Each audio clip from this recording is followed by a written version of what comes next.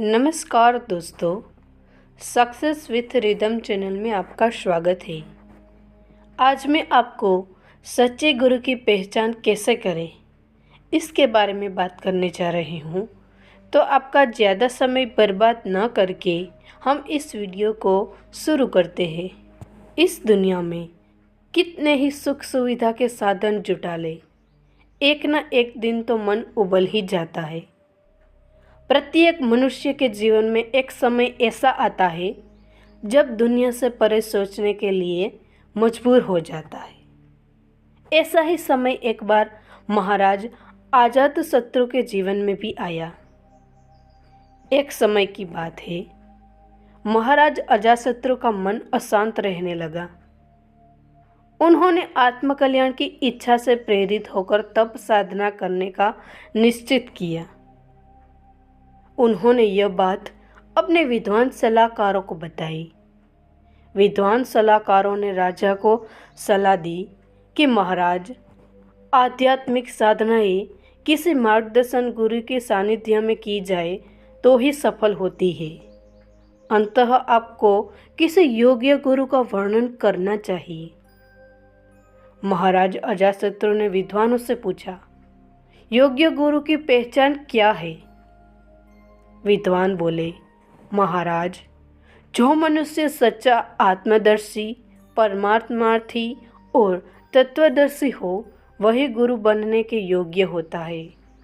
अब महाराज के सामने यह बड़ी विकट समस्या थी कि सच्चे गुरु को कैसे खोजे, जो आत्मदर्शी, परमार्थी और तत्वदर्शी की कसौटी पर खरा उतरे। इसी उगड़ बूंद में उलझे महाराज अपने शयन कक्ष में बैठे विचार मग्न थे। तभी महारानी विद्यावती का आगमन हुआ। महाराज के चेहरे पर चिंता की रेखा स्पष्ट दिखाई दे रही थी। उत्सुकता से महारानी ने पूछा, आज हमारे महाराज चिंतित के कौन से वयंवर में फंसे हुए हैं? महाराज अजातशत्रु ने अपनी समस्या कह सुनाई। महारानी ठहाकर मारकर हंसी और बोली, बस इतनी सी बात के लिए इतने चिंतित हो? इस बात की आप बिल्कुल चिंता मत कीजिए। आप सारे राज्य के विद्वान संतों, महात्माओं और गुरुओं को आमंत्रित कीजिए। योग्य गुरु का चुनाव हम करेंगे। महाराज महारानी की विद्वानता और सूझबूझता से भलीभांति परिचित थे। अंततः उन्होंने वैसा ही किया। दूसरे ही दिन योग्य गुरु के चुनाव का उत्सव आयोजित किया गया, जिसमें देश भर के विद्वान संत, महात्मा और गुरु लोग एकत्रित हुए।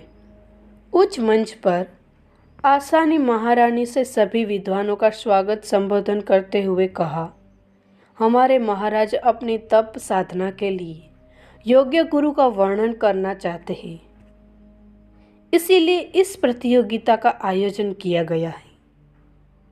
महाराज की यह शर्त है कि जो कोई भी व्यक्ति सामने स्थित खुले मैदान में कहीं भी बड़े से बड़ा और सुंदर से सुंदर महल कम से कम समय में तैयार करवा देगा, वही महाराज का गुरु बनने का अधिकार होगा।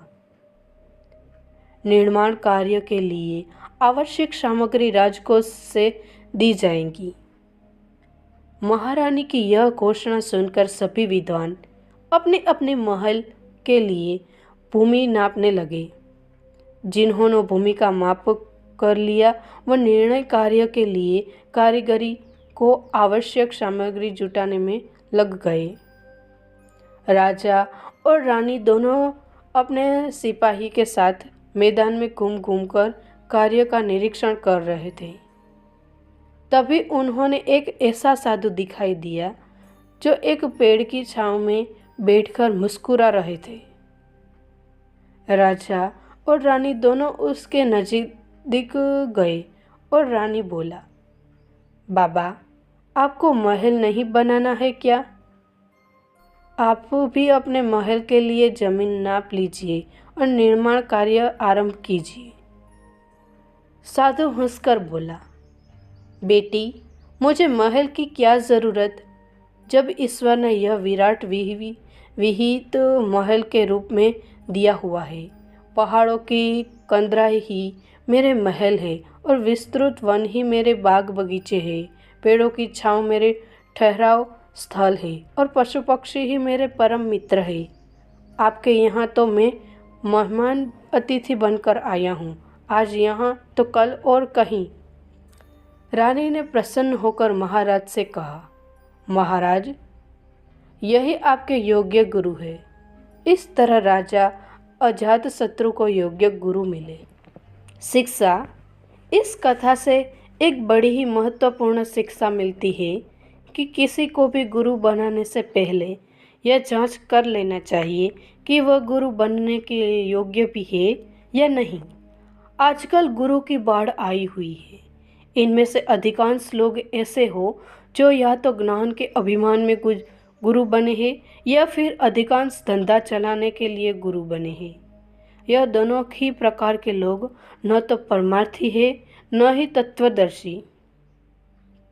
हमारे शास्त्रों के अनुसार सच्चा संत वह होता है जिसमें 3 एहसानियाँ न हो, लोकेषणा, पुत्रेषणा और वित्रेषणा। जिसमें इनमें से एक भी एहसान हो वह सच्चा संत नहीं हो सकता।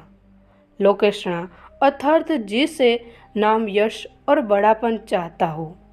पुत्रेषणा अर्थात जिस पुत्र की इच्छा हो, जिसे बुढ़ापे का सहारा चाहिए। वित्रेषणा अर्थात जिसे धन दौलत के संग्रह की इच्छा हो। कोई संत भी हो, किंतु यदि वह परमार्थी और तत्वदर्शी न हो वह गुरु बनने योग्य नहीं है।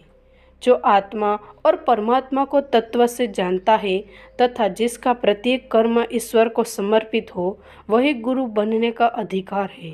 इन्हीं मापदंडों के आधार पर आप अपने गुरु का निर्धारण कर सकते हैं। हम आशा करते हैं कि आपको हमारा ये वीडियो पसंद आया होगा, तो अपनी राय कमेंट बॉक्स में कमेंट करके बताइए और हमारे इस चैनल को लाइक, शेयर एंड सब्सक्राइब कीजिए। धन्यवाद।